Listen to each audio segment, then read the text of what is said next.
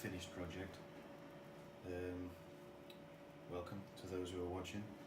This is a home build PowerBank with AC capability, because that's always handy.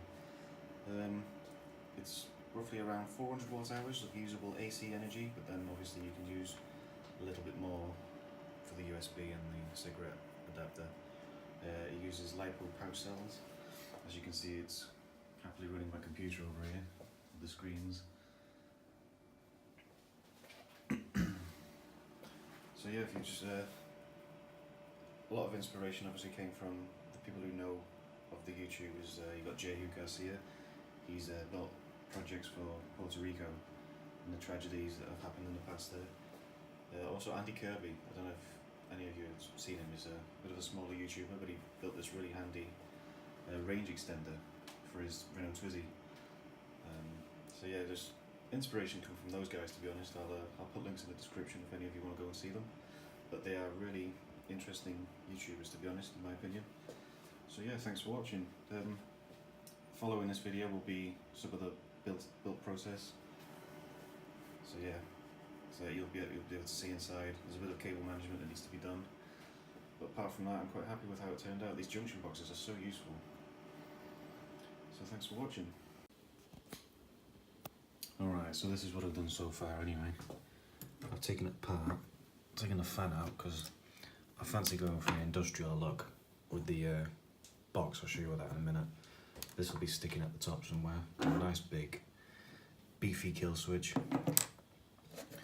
There's the original AC outlet. I'm going to change that for something a bit nicer. As you can see. Now this just came from the mail, but what I did is the seal was broken when it came, so I just put a little bit of glue in two places. It shouldn't be a problem. I'll start drilling out the holes in that where I want everything momentarily. As for the battery, nice big LiPo pouch cells, 3S essentially, but its primary function isn't really going to be for AC anyway, so it's not going to be a problem, but it will be a bonus if I can plug 240 volt appliances in it. The inverter's only rated for 600 watts anyway, so it's not going to be really powerful. It's just going to be really useful. And then I've got some 12 volt outlets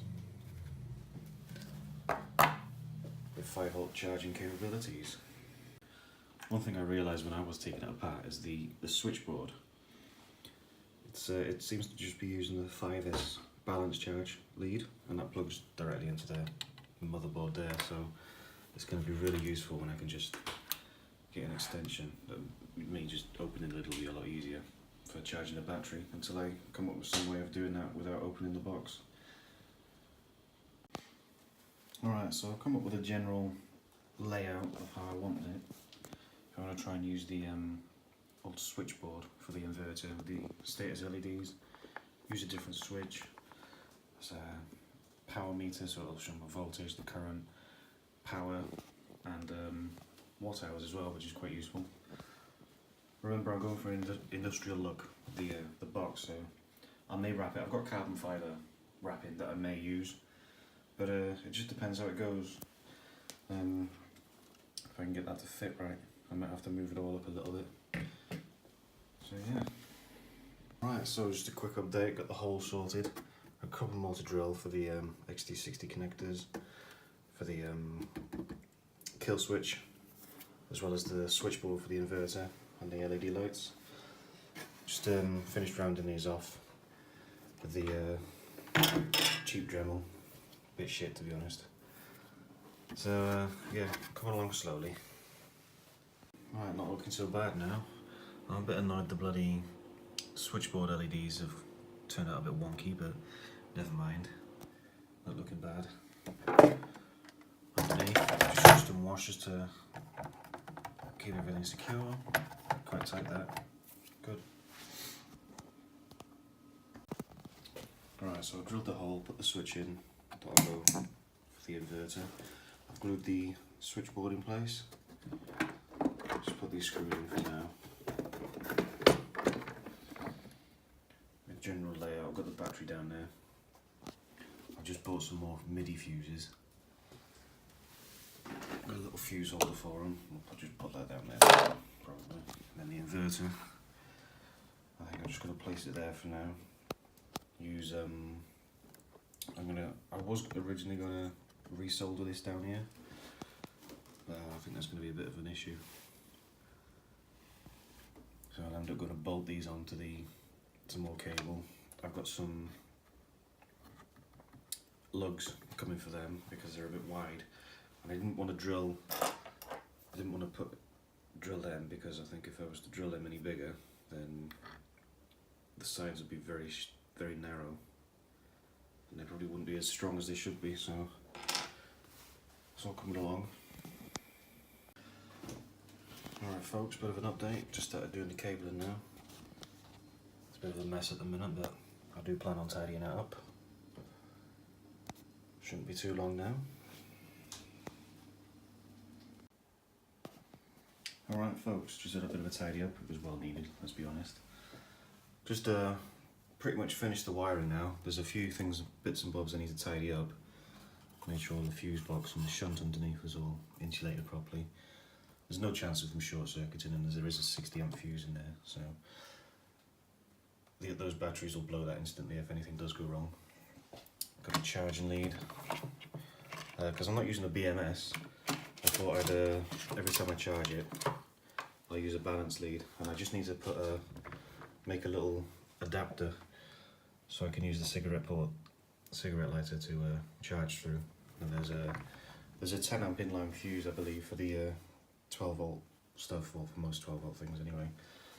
Especially for the cigarette port, because it's only really rated for about 80 to 100 watts.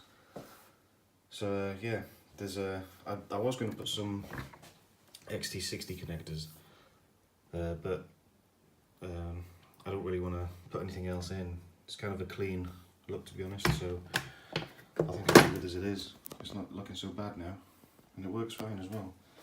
There's the key.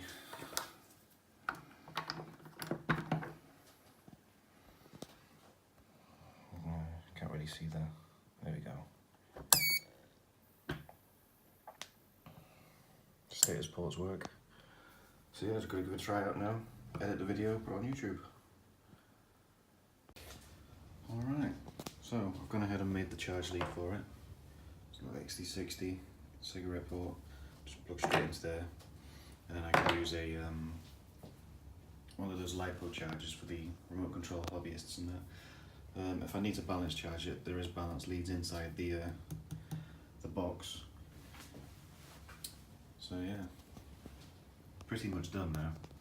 Got a switch for the inverter works, it beeps a little bit. Drilled some venting holes. I didn't go over all of them, I didn't really need them, to be honest. Even when it's on like half load, it doesn't really put the fans on until later on, so charging my light at the minute because it was dead. The only thing I've noticed is at very low power loads, it doesn't seem to be very accurate on the meter.